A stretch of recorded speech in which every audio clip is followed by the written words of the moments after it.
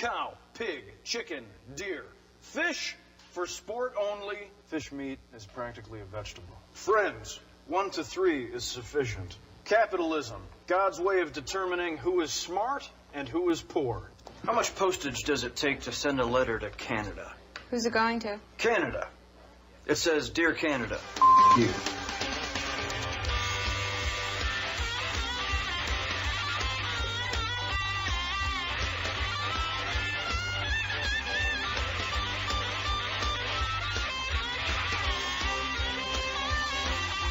Good morning, folks. This is 93.1 and the Mighty 1190. We're glad you're with us. We appreciate all of you tuning in and joining us today.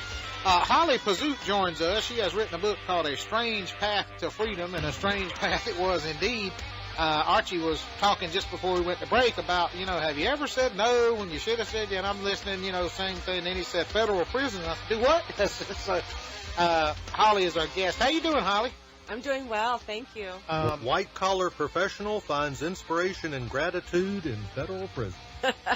That sounds like a movie. I have to be honest with you. So your story is you're a widow and a single mother of 3 kids, nationally recognized real estate agent in the booming market. What year was that? Your heyday? My heyday in the early 2000s. There you go. Then you said yes to something that landed you in the federal prison. And this book here, A Strange Path to Freedom, shares some slices of your prison life through your quirky and often spiritual lens, as well as the wisdom you gained from the experience. So tell us, you were just the highest of highs, lowest of lows, I guess. Yeah. So tell us your story. Oh, well, my story was I was licensed in 99. I was right out of the gate, did very, very well, rookie of the year and so forth, and I was the head of household. I raised my 3 kids as a real estate broker. What part of the country were you practicing real estate in?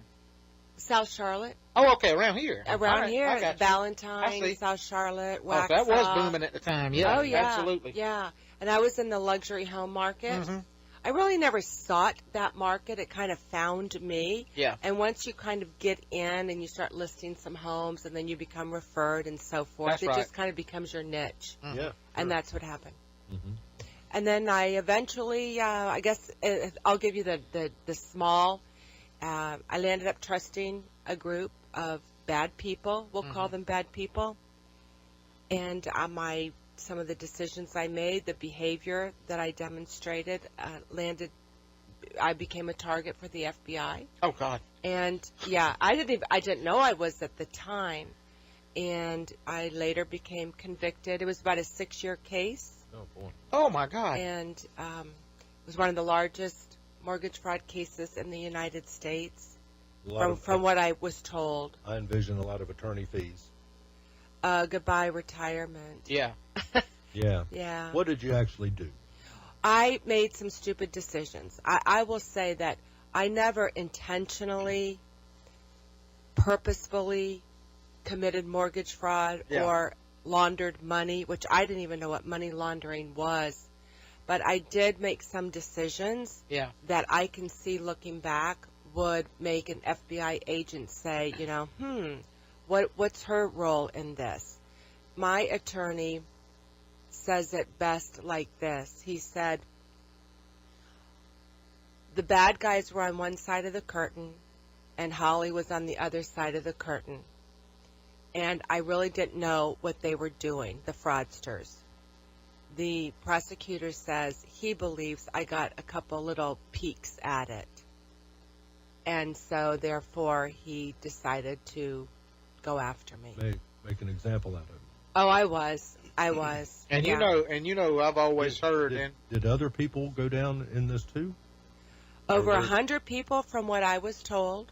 Oh, wow. Men, women, mortgage brokers, appraisers. I don't know. It's interesting because when I went to prison, which was Alderson Federal Prison Camp in Alderson, West Virginia, there were several women that were part of this cell, is what it's referred to.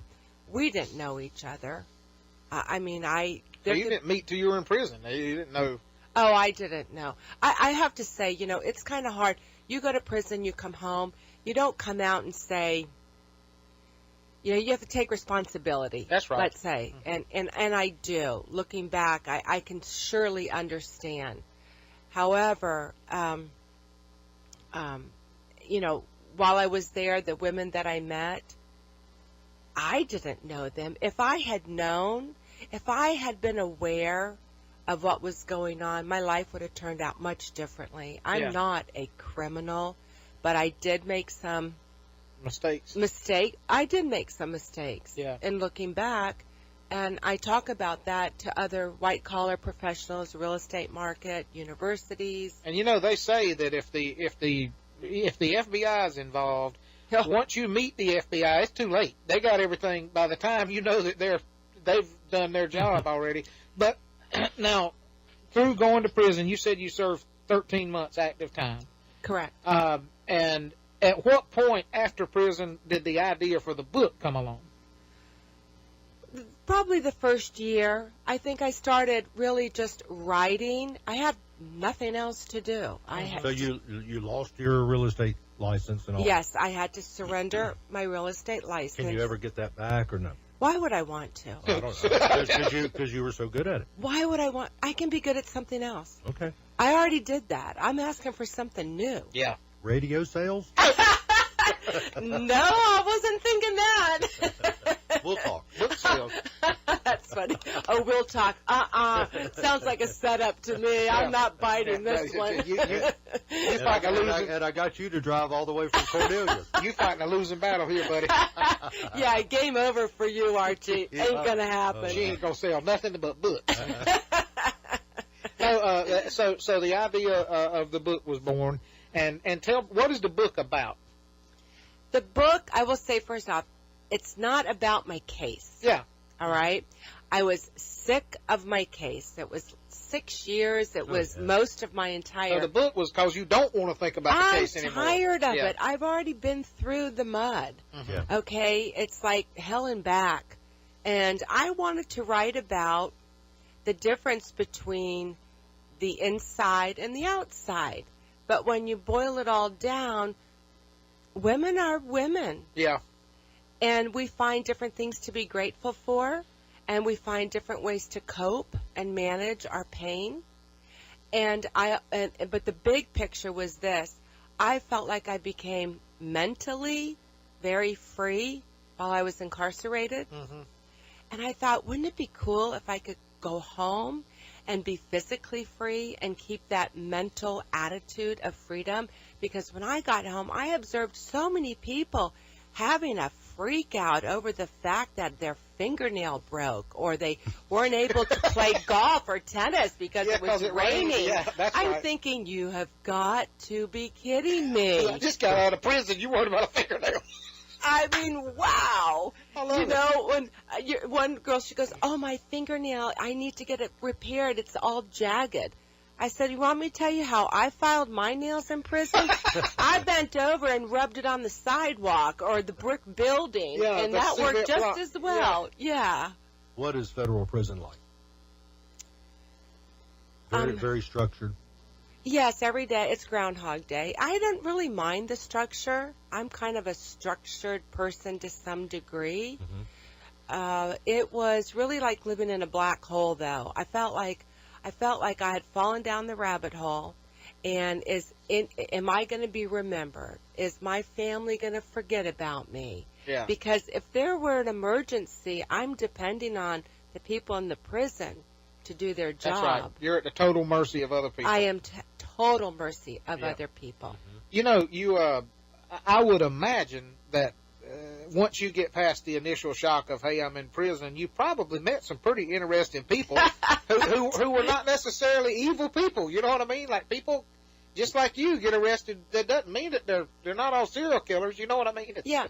Well, you have to be careful, too, because most people, not everybody, most people believe they're innocent. They had a horrible attorney. The only guilty man in Shawshank. That's what I was thinking. But a lot of the girls that were there for drugs, they said that prison saved their life. Mm-hmm. Had they not been arrested, they'd probably be dying in the gutter. Mm-hmm. And they definitely took responsibility.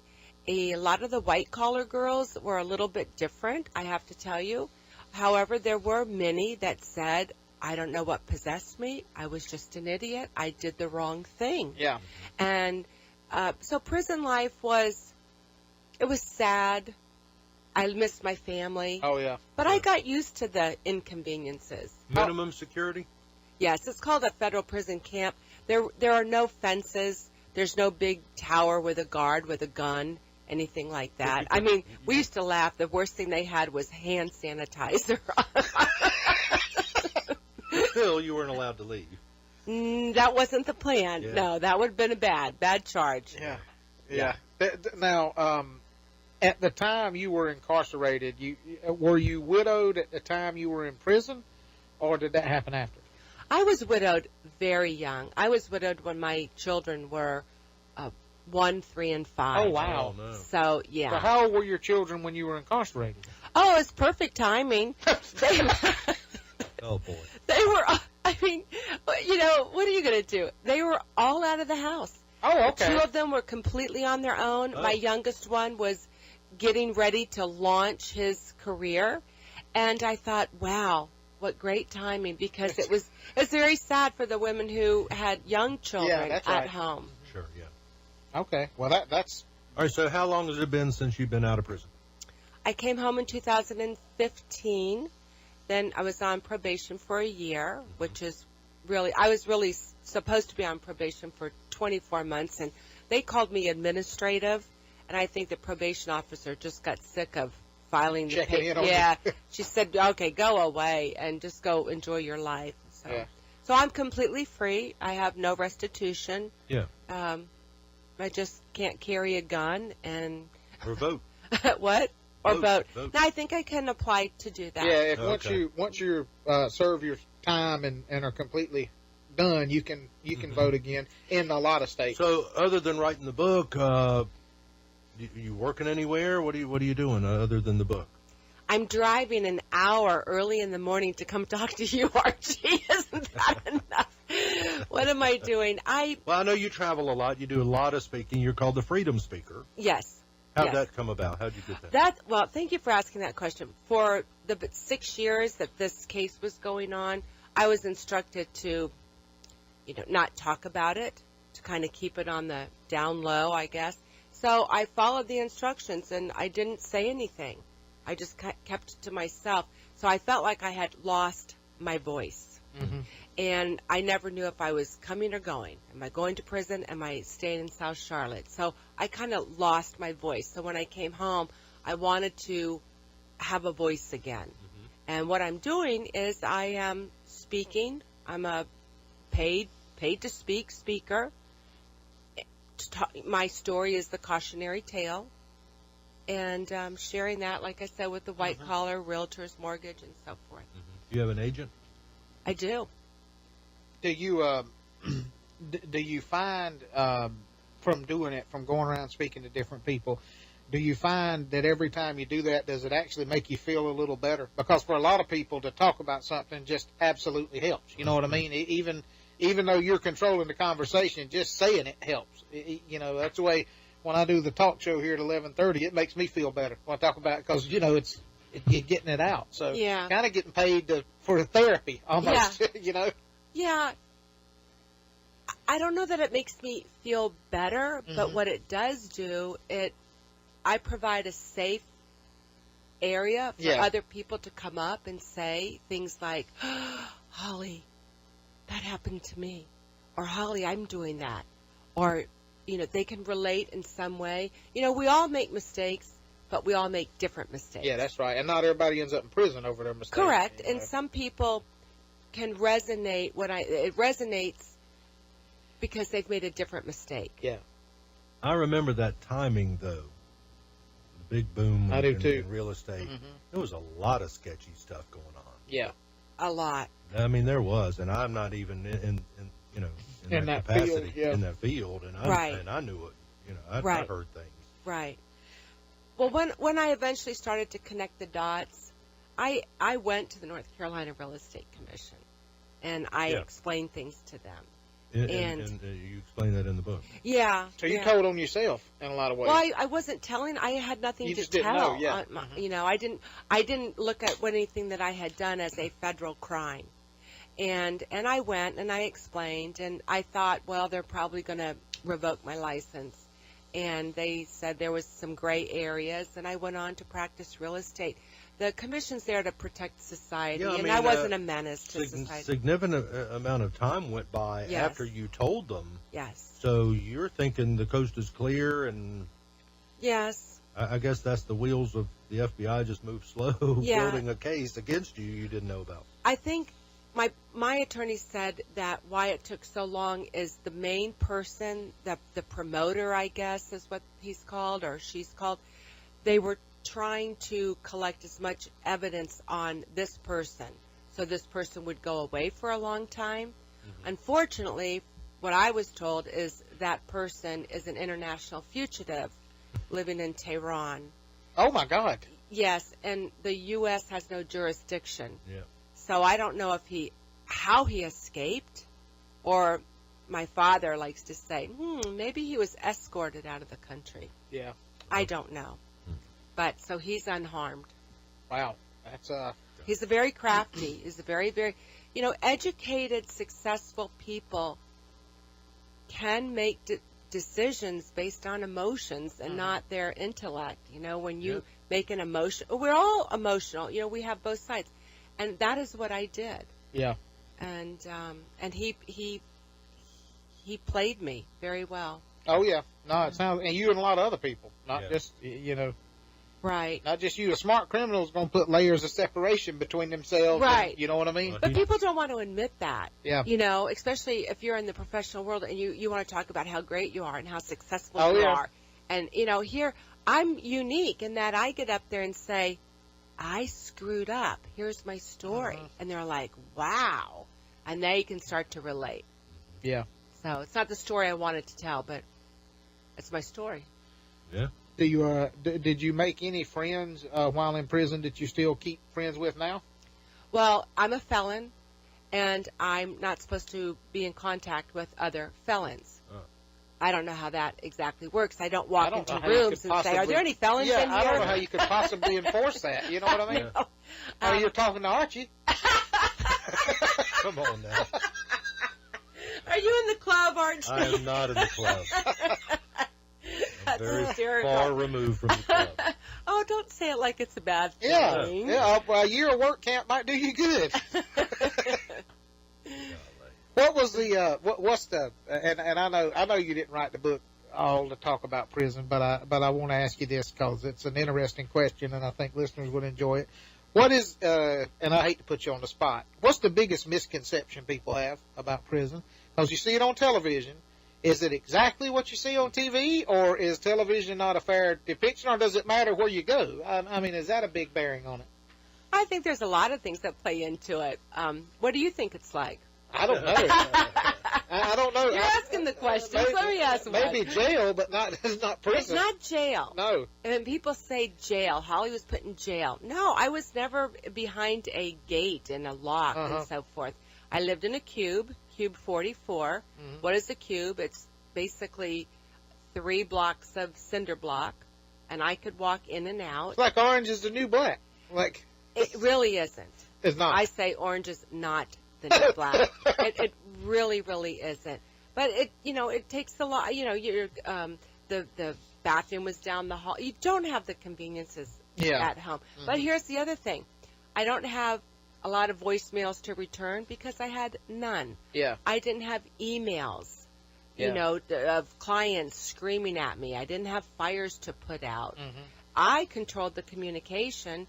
Nobody called me because they couldn't. It honestly sounds like you don't miss sales that much, real estate sales or whatever, because you're like, nope, done that, been there. Happy with what I'm doing. There are days that I think about what my life would have been like, but you know what? My life is good. Yeah. I'm happy with my life. I have a lot of gratitude. That's I'm awesome. Actually a really happy person. That's good. So, that's a chapter of my life. I'm moving forward. That's awesome. Good for you. Good for you. Great attitude. Where can people get the book if they want to read it? Oh, they can go to my website, which is freedomspeaker.com. They can go to Amazon. They can go to Barnes & Noble eBooks. It's on Kindle. It's pretty much everywhere. How much trouble did you have getting it published when you decided to do it? I mean, did it? I had no trouble. Really? First of all, I had no desire. I just wrote and I started blogging. Yeah. And I just started putting it up there. It was really my therapy, probably. Mm-hmm. Yeah. And then people encouraged me. They said, you're so funny and so forth. And, so I just kind of kept doing it. And then just kind of doors started opening. I met a lady named Phoebe Pressler with Spark Publications. And I never would have met anyone like this. And so I think God works in strange ways, Indeed. Godly ways. Well, good for you. Yeah.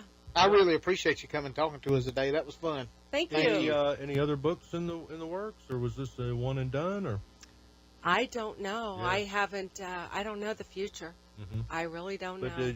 you enjoyed writing this enough, maybe to try something else?